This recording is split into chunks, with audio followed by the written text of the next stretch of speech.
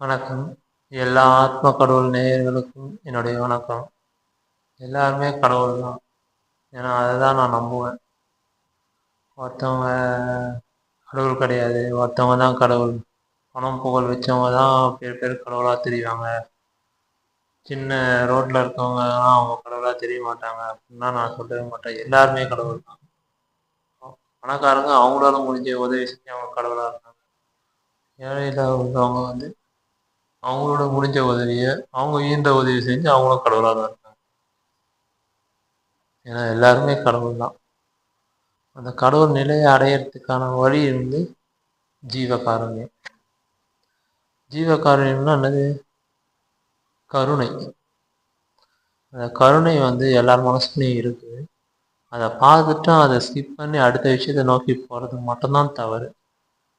அதை ஸ்கிப் பண்ணாமல் அந்த அந்த நீங்கள் ஒரு விஷயத்த பார்க்குறீங்க, உங்களுக்கு முன்னாடி ஒருத்தவங்க கஷ்டப்படுறாங்கன்னா அதை ஸ்கிப் பண்ணிட்டு போகாமல் அதுக்கான உதவியோ அந்த நேரத்துக்கான உதவியோ நீங்கள் செஞ்சீங்கன்னா அந்த பலன் மிக பெரும் பாக்கியமாக உங்களுக்கு சேரும். எதிர்பாரா உதவியும் உங்களுக்கு சேரும் நீங்கள் கஷ்டப்படும் போது. அதனால் நீங்கள் பார்த்துட்டு ஒரு கஷ்டத்தை பார்த்து அதை தாண்டி போனீங்கன்னா உங்களுக்கு ஒரு கஷ்டம் வரும்போதும் கடவுள் அதை பார்த்து தாண்டி போகிறதுக்கான வாய்ப்பு நிறைய இருக்குது. ஏன்னா ஒவ்வொரு விஷயமும் நம்ம பார்க்கும்போது நமக்கு ஏதோ ஒரு விஷயத்தால தான் நம்ம பார்க்கக்கூடிய சூழ்நிலை அமையும். நம்ம ஒரு விஷயம் பார்க்குறோம், அதுக்கான போய் பண்ணுறோன்னா அது ஏதோ ஒரு கனெக்டிவிட்டி இருக்குது. இல்லாமல் நம்ம அந்த விஷயத்த செய்ய மாட்டோம். ஒவ்வொரு விஷயமும் நம்ம செய்கிறோன்னா அதுக்கு ஏதோ ஒரு பலன்கள் கண்டிப்பாக இருக்கும். உங்களுடைய ஜீவ காருண்யமாக நீங்கள் செய்ய ஆரம்பிங்க. உங்களுடைய கருணை. வண்டியில் போகிறீங்க, ஜாலியாக பிக்னிக் மாதிரி போகிறீங்கன்னு வச்சோங்களேன். உங்கள் சாப்பாடோட சேர்த்து 2 சாப்பாடு எக்ஸ்ட்ரா கட்டின்னு போங்க. ஒரு தண்ணி பாட்டில் உங்களுக்கு மூக்கில் 2 தண்ணி பாட்டில். போகும்போது பார்த்தீங்கன்னா ரொம்ப ரோட்டில் போய் கஷ்டப்படுறாங்க, நாய் பூனை எல்லாம் கஷ்டப்படும். கொஞ்சம் கொஞ்சம் உதவி செஞ்சிங்கன்னா போதும். எல்லாமே ரொம்ப பெருசாக செய்யணுன்ற அப்படின்னா செய்யறது ரொம்ப கஷ்டமான விஷயம். அதுக்கான முயற்சியை செய்யலாம், ஆனால் அதுக்கான வேலைகளுக்கு பண உதவி எல்லாமே ரொம்ப கஷ்டம் இந்த சுச்சுவேஷனில்.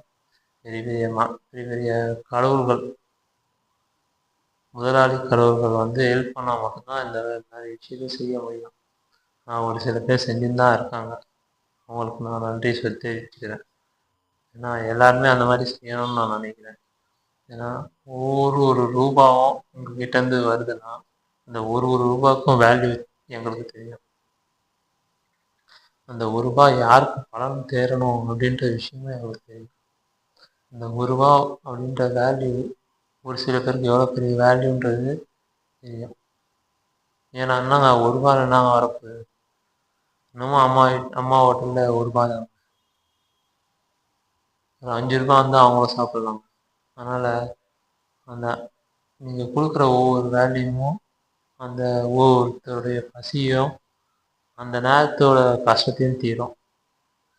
நீங்கள் செய்யணும்னு நான் கேட்டுக்கிறேன். உங்களால் செய்ய முடியும்னா செய்கிறவங்களுக்கு உதவுங்க.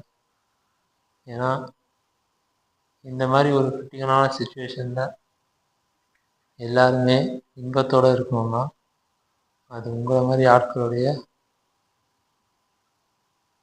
செயல்லையும் உள்ளத்துலேயும் சேர்ந்து கொடுத்தா மட்டும்தான் உங்களை மாதிரி கடவுள்களால் பிற பேரும் நன்மை அடைவாங்க.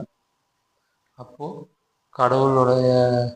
கடவுள்கிட்ட போய் நம்ம கேட்கணும்னு அவசியம். கடவுளே நமக்கிட்ட சேர்ந்து நீ என்ன வேணும் எடுத்துக்கோப்பான்ட்டு அவரே சொல்லுவார். அதை நீங்கள் அனுபவிப்பீங்க, நீங்கள் அனுபவிச்சிருப்பீங்க. இதனால் அதை தவிர்த்து ஒரு விஷயம் வரும். ஏன்னா இதுதான் மிகப்பெரிய விஷயம்.